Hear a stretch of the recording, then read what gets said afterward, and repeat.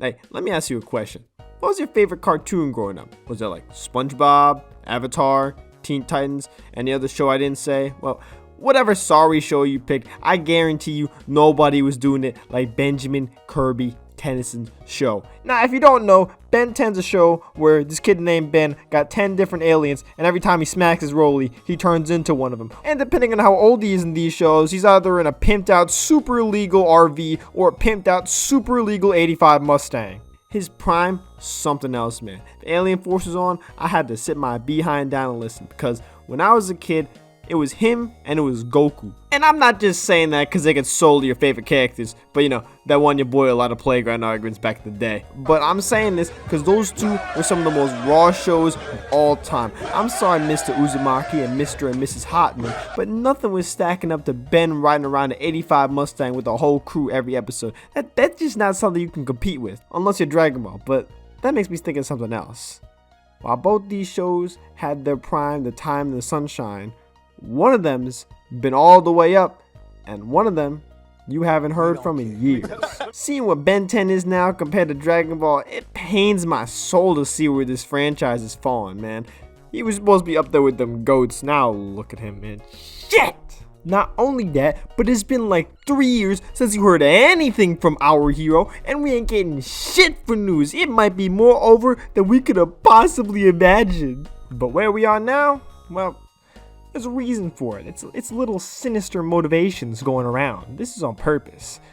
But before I get into that, I gotta talk about why he's so crazy in the first place. So we gotta start from the beginning. Ben 10's first show, Ben 10, is a show where Benjamin Tennyson, 10 years old, because yeah, no shit, goes on a road trip with his grandpa because his parents can't believe that this kid is getting bullied by a 10-year-old who calls himself Cash. So they send him off on a character development trip so that hopefully their kid isn't a complete and utter waste of space and a disappointment when he comes back. But he finds a watch that turns him into 10 different aliens with superpowers, and he's going on a road trip with his grandpa and cousin, and just so happens to pass by literally every single supernatural happening in America while on this road trip. Also, by the way, just a little side note, he was originally gonna turn into superheroes, but you know, Shazam times 10 sounds boring as shit. I'm glad they changed that. But this show was the beginning of our hero. Just know that this show was going crazy. Aliens were awesome, villains all insane, fights going crazy, Grandpa Max is like the coolest fed you'll ever meet, and Gwenjamin Tennyson, I mean, she's kind of cool sometimes. I got nothing to say about her right now. But overall, this shit was going crazy.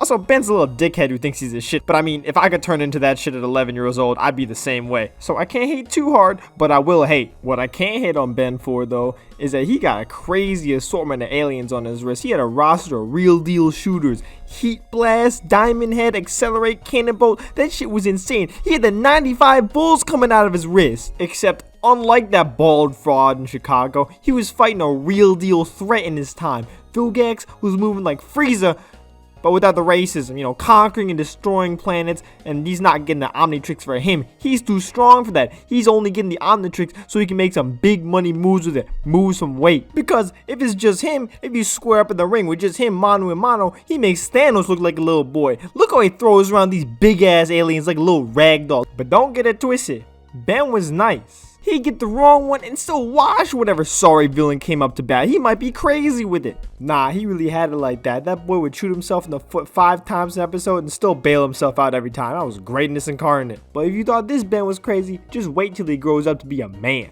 If you thought that little ass kid was cool, moving up to the Alien Force, gonna blow your socks off, buddy. Ben is now a real life hero who knows how to do this shit, cause he unlocked a new ability of grabbing your nuts and taking charge of the situation, which he didn't have as a little ass kid. If that alien lineup from before when he was a kid was a 95 bulls, well now, what he's got is like the goddamn Avengers. You got Big Chill, Swamp Fire, Spider Monkey, not to mention Alien fucking X. Oh nah, this shit's crazy. Speaking of lineups, they finally got Ben some real help out there. They got Gwen with some real deal magic doing real deal shit right now. And they also picked up Kevin Levin off the recurring villain street and signed him to a 5-year contract. I'm telling you, man, this trio in the prime, unstoppable. More unstoppable than Bill Russell against electricians. More unstoppable than Hajime Kashimo versus random farmers. More unstoppable than Leonardo DiCaprio versus college students. I'm telling you, there ain't no matchup out there that stacks up to the Alien Force. And I'm gonna tell you right now, everybody watching the show knew all this. That's why this show was a mega hit. And also, they were making cash on this series like no other. I'm pretty sure the sales of those Omnitrix toys alone were enough to fund 4 one-season wonders in that studio. But if they're making this much money, getting all this sales, all that, you gotta wonder, what happened? This show is printing money for Cartoon Network with Alien Force and Ultimate Alien. But after those two shows ended, the new show Omniverse got pushed to 5 a.m. time slots while we got treated to the Teen Titans Go Genjutsu. Now, I got no specific beef with Omniverse, even if it does piss me off a little bit, like, why you look like that, you piece of shit. But that show didn't deserve being thrown in the garbage for a tax write-off. Why did all this happen? Well, we gotta go to the real world. Cartoon Network and Nickelodeon have been fighting a war against Cocomelon and Markiplier. And let me just get the suspense right now. They ain't win that shit, not by a long shot. It's the worst tactical defeat and subsequent humiliation since the Opium Wars. So, now what do? Well, you gotta adapt to all these little kids. Never mind that you just retcon Ben 10 like 10,000 times in Omniverse just cause the execs want to go back to Kinbed lore. This isn't it. Retcons aren't enough. We are destroying this multiverse. Welcome back to the world, little kid Ben. Whole new universe because we don't want to retcon Kevin's backstory for like the 4th time anymore. But was it good? Now, if I was a different YouTuber, this would be a separated section talking about how much I hate the look of this show and other bullshit about the show. But I'm gonna be level with you. I actually did watch the show.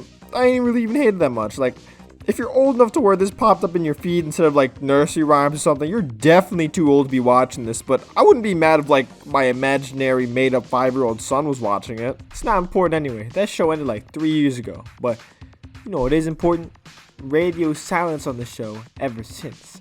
We're talking about a studio owned by Warner Brothers. They got Adventure Time and Samurai Jack. They gave those shows their endings. They gave those shows their spin-offs.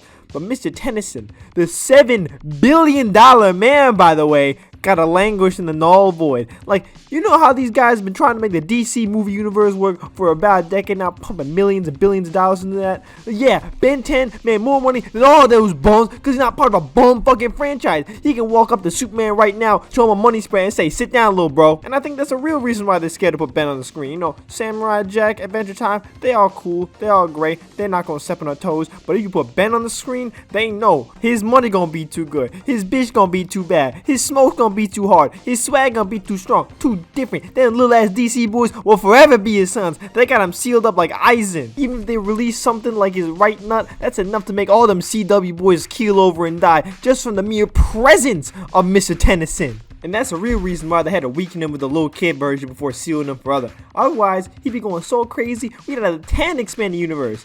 But I'm telling you right now, we got free Ben 10 from this. He was too different. His swag was too crazy. We gotta bring that boy back in the spotlight. Warner Brothers, I'm coming for you. Tom Holland, come here. We got a movie to make. We got millions to make.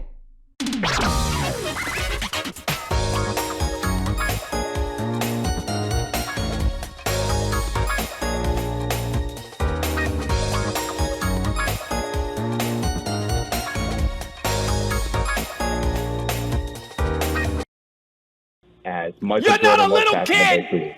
You're 21!